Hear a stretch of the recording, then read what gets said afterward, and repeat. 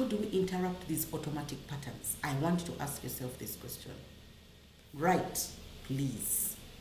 Where have you been given a second chance and felt pressure to rush?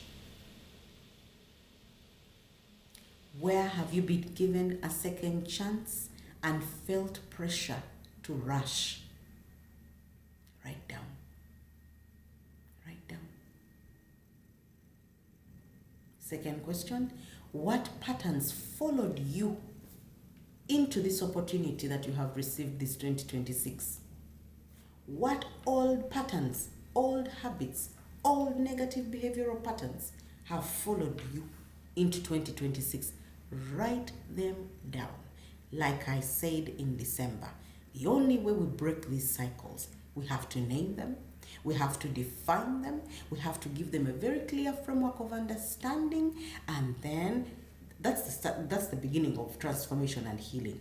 Then we start looking at what are the root causes, where did they come from? Because if you don't know the root causes, you're not going to be able to deal with them. You can't deal with the symptom. You need to go back to the root. Then you start uprooting from the root. Then you start writing down the steps that you're going to take, which we have been talking about in all these lessons, even today's lesson. These are the steps that we apply. We have to be very intentional. We have to be focused. We have to make decisions that this new 2026, I am a totally different person.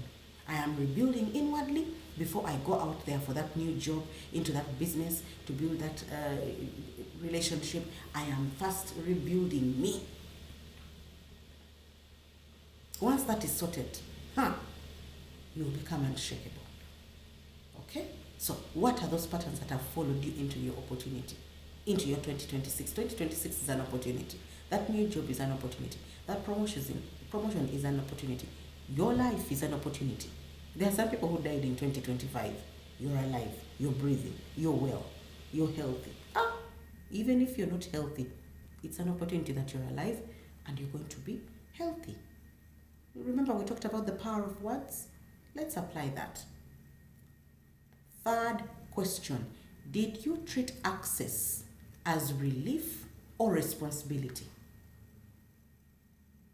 When you got access to 2026, when you got access to those finances, when you got access to those relationships, when you got access to that marriage, when you got access to be forgiven, when you got access to get pregnant, to have children, to raise children, to that school, to that job, to that business, to that country, to that territory, did you treat that access as relief or responsibility?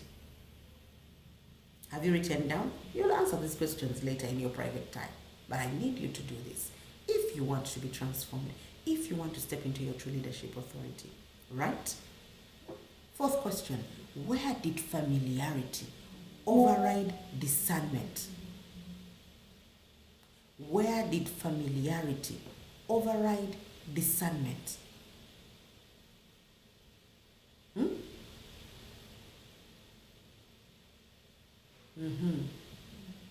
Familiarity are your old ways, how you used to do things, how you used to think, how you used to speak, how you used to go about life, how you used to handle relationships, how you used to handle influence, familiarity.